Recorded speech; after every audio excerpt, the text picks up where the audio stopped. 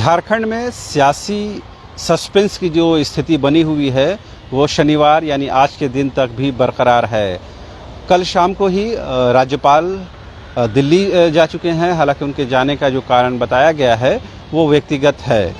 लेकिन सियासी गलियारों में इस दौरे का, इस यात्रा का अलग ही मायने और अलग ही अर्थ निकाला जा रहा है। आज चूँकि शनिवार है, बताया ये जा रहा है कि राज्यपाल किसी भी क्षण, किसी भी वक्त जो है वो रांची लौट सकते हैं, या शनिवार को या फिर रविवार के दिन लौट सकते हैं, क्योंकि सोमवार को विधानसभा का एक दिवसीय सत्र बुलाया गया है। लिहाजा उससे पहले झारखंड में जो सियासी रंग है वो बदल जाएगा, ऐसा उम्मीद और ऐसी संभावना व्यक्त की जा रही है। जो जानकार हैं, जो झारखंड को जानते और समझते हैं और जो यहाँ की राजनीति की समझ रखते हैं, वो ये कह रहे हैं कि राज्यपाल अगर दिल्ली गए हैं तो जाहिर सी बात है कि अगले 1 से 2 दिनों में स्थिति स्पष्ट हो जाएगी। वो स्थिति क्या है कि मुख्यमंत्री हेमंत सोरेन की विदाई जाएगी या नहीं जाएगी। अगर मुख्यमंत्री की विदाई जाएगी तो क्या उनको चुनाव लड़ने से भी डिबार किया जाएगा, ये 2 मुख्य विषय हैं। पिछले दिनों जब यूपीए का एक प्रतिनिधिमंडल राज्यपाल रमेश बैस साहब से राजभवन में मुलाकात करने पहुंचा, तो उस दौरान राज्यपाल ने इस बात को कन्फर्म किया कि उन्हें इलेक्शन कमीशन ऑफ इंडिया की तरफ से पत्र प्राप्त हुआ है, लेकिन उस पत्र के कुछ कंटेंट को लेकर वो कानूनी सलाह मशवरा कर रहे हैं, लिहाजा उसमें देरी हो रही है। उन्होंने यह बात कही थी, जैसा कि प्रतिनिधिमंडल के जो सदस्य थे वो बाहर निकल के पत्रकारों को बता रहे थे कि अगले 1 से 2 दिनों में स्थिति स्पष्ट हो जाएगी। अगर अगले 1 से 2 दिनों की बात करें तो वो 1 से 2 दिन यानी फ्राइडे और सैटरडे तक आज ये कंप्लीट हो जाता है, 1 से 2 दिन। अगर आज नहीं होता है तो इस बात को मानिए कि जो रविवार का दिन है वो झारखंड की लिहाज से, झारखंड की राजनीति के लिहाज से बेहद महत्वपूर्ण है। और सोमवार का दिन तो सभी जानते हैं, हमारे दर्शक भी जानते हैं कि एक दिन का विशेष सत्र बुलाया गया है, एक दिवसीय सत्र है।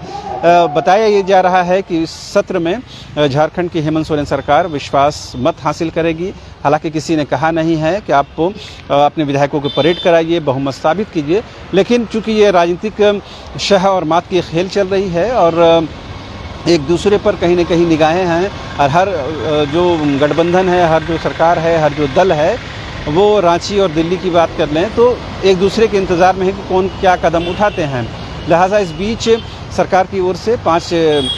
तारीख को, 5 सितंबर को सत्र बुलाया गया है, जिसमें बहुमत साबित करने की बात कही जा रही है। और इस बहुमत के माध्यम से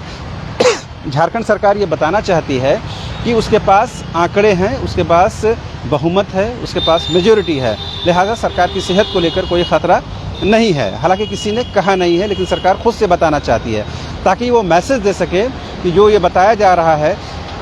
कि सरकार अल्पमत में है, सरकार के पास आंकड़े नहीं है, सरकार के पास विधायक नहीं है, वो गलत साबित हो जाए। इसके साथ ये भी खबर आ रही है कि मुख्यमंत्री, बहुत सारे जो मीडिया संस्थान ने इस बात को चलाया है कि मुख्यमंत्री हेमंत सोरेन इस्तीफ़ा दे सकते हैं। हालांकि ये बातें आपको याद होगा कि गुरुवार को ही निराधार साबित हो गई, जब खुद यूपीए का प्रतिनिधिमंडल आता है और इन बातों को डिनाई करता है। तो आज चूँकि शनिवार का दिन है और आज यूपीए के प्रतिनिधिमंडल के मुलाकात का आज 3रा दिन है, तो अब देखने वाली बात ये होती है कि राज्यपाल कब लौटते हैं। और वो जैसे ही लौटते हैं तो इस बात को बिल्कुल आप यकीन मानिए और मुतमईन रहिए कि झारखंड को लेकर के या मुख्यमंत्री हेमंत सोरेन को लेकर के तुरंत कोई डिसीजन सुनाया जाएगा, ऐसा जानकार मानते हैं, ऐसा जो झारखंड की समझ रखने वाले लोग वो मानते हैं। क्योंकि जिस तरह से आपने सुना होगा कि सत्ताधारी दलों को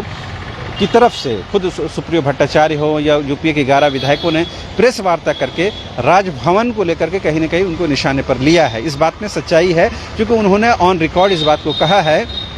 खुद सुप्रियो भट्टाचार्य ने यहाँ तक कह दिया कि जो गवर्नर हैं वो गवर्नेंस को डिस्टर्ब कर रही हैं, सरकार के कामकाज को प्रभावित कर रहे हैं, उनको डिस्टर्ब कर रहे हैं। कल भी उन्होंने प्रेस वार्ता की, यानी सुप्रियो भट्टाचार्य ने, और ये कहा कि अगर राज्यपाल दिल्ली गए हैं तो जाहिर सी बात है जो उनकी जो टॉप लीडरशिप है बीजेपी की, उससे वो सलाह मशवरा करने गए हैं। हालांकि ये कहना कितना मुनासिब है ये सुप्रियो भट्टाचार्य बेहतर जानते हैं और समझते होंगे, क्योंकि राजनीति में जो बातें कही जाती हैं ज़रूरी नहीं है उसका कुछ आधार हो, क्योंकि बहुत सारी बातें कहने के लिए भी कही जाती हैं। लेकिन राज्यपाल के इस दौरे को बेहद महत्वपूर्ण माना जा रहा है, इस बात में कोई शक की गुंजाइश नहीं है, क्योंकि राज्यपाल का लगातार दिल्ली जाना और दिल्ली से रांची आना और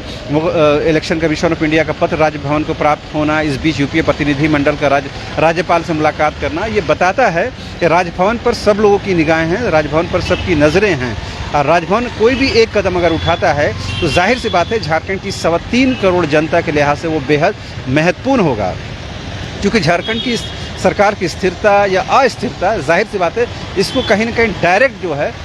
वो आम लोगों को प्रभावित करेगा, क्योंकि जब सरकार नहीं रहती है या सरकार अस्थिर रहती है तो कामकाज प्रभावित होते हैं, वेलफेयर स्कीम ज़मीन पर नहीं उतर पाती है, रूटीन के कामकाज होते हैं। लेकिन सरकार ये दिखाने की कोशिश कर रही है कि इतने क्रूशियल टाइम में भी, इतने मुश्किल दौर में भी सरकार जो है वो जनमानस के जो मांग है, जो डिमांड्स है उसको पूरी कर रही है, जिसमें ओल्ड पेंशन स्कीम को लागू करना, सहायक पुलिसकर्मियों को 1 साल का एक्सटेंशन देना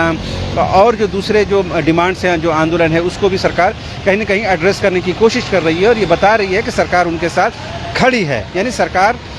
भले ही बाहर से ये कहा जा रहा है सरकार अस्थिर है, लेकिन सरकार खुद को ये साबित नहीं करने देना चाहती है कि अस्थिरता का कोई प्रभाव उनके ऊपर है। सरकार बिल्कुल एक नॉर्मल रूटीन में काम करना चाहती है। लेकिन जिस तरह से विधायकों को, उनके मंत्रियों को रायपुर में रखा गया है, ये बताता है कि सरकार के अंदर डर है, खौफ है, शंका है और इसी डर और खौफ की वजह से विधायकों को झारखंड से बाहर ले जाया गया है। इस बीच में 5 तारीख पर सबकी निगाहें टिकी हुई है, जिस 1 दिवसीय सत्र में क्या प्रस्ताव लाए जाते हैं, मुख्यमंत्री क्या कहते हैं, सत्ता पक्ष क्या कहता है और सबसे अहम बात यह है क्या विपक्ष इस सत्र में शामिल होगा कि नहीं। हालांकि जो बीजेपी विधायक दल की भी बैठक बुलाई गई है उसमें यह निर्णय होना है, लेकिन अभी तक ये स्पष्टता नहीं आई है कि बीजेपी उस सत्र में शामिल होगा कि नहीं। अगर वो शामिल होगा तो जाहिर सी बात है जो आरोप प्रत्यारोप है, जवाब प्रश्न उत्तर है वो चलेगा और झारखंड की जनता को समझ में आएगा कि विधानसभा के अंदर क्या हो रहा है और बाहर क्या हो रहा है। इस बीच में राजभवन और इस बीच में राज्यपाल का दिल्ली जाना एक और उहापोह की स्थिति बना दिया है कि अब राज्यपाल कब लौटेंगे, वो क्या डिसीजन सुनाते हैं, इस पर सब लोगों की निगाहें टिकी हुई हैं और हम भी इस बात पर नज़र बना के रखे हुए हैं कि राजभवन में क्या कुछ होता है, यूपीए विधायकों की तरफ से क्या होता है, प्रमुख विपक्षी पार्टी बीजेपी क्या कुछ करती है और जो रायपुर में जो कैंप कर रहे हैं विधायक हों, मंत्री हों, उनकी क्या दिनचर्या है, वो लोग क्या स्टेप ले रहे हैं।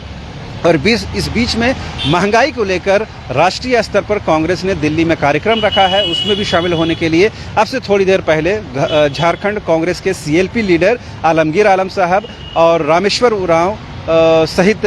सुबोध कांत जो पूर्व केंद्रीय मंत्री हैं, ये लोग दिल्ली रवाना हुए हैं, दिल्ली गए हैं, उस कार्यक्रम में शामिल होंगे और बताया ये जा रहा है कि दिल्ली के बाद वो लोग रायपुर जाएंगे, रायपुर के बाद फिर वो लोग रांची लौटेंगे। अगर 5 तारीख को 1 दिवसीय सत्र है तो यानी कि 4 तारीख को विधायक आ जाएंगे, ऐसा होना चाहिए। लेकिन बताया ये जा रहा है कि 5 तारीख की सुबह को ही तमाम विधायकों को, मंत्रियों को लाया जाएगा, ये तो उसी दिन पता चलेगा। लेकिन एक बात तो बिल्कुल स्पष्ट है कि तमाम जो रायपुर में काम करने वाले विधायक हों, मंत्री हों, वो सरकार के झारखंड के हर एक गतिविधि पर नज़र रखे हुए हैं, राज्य भवन के हर गतिविधि पर नज़र रखे हुए हैं और हमारी भी नज़रें इन तमाम गतिविधियों पर है। फिलहाल मुझे और मेरे कैमरा सहयोगी संजय को दीजिए इजाज़त। नमस्कार।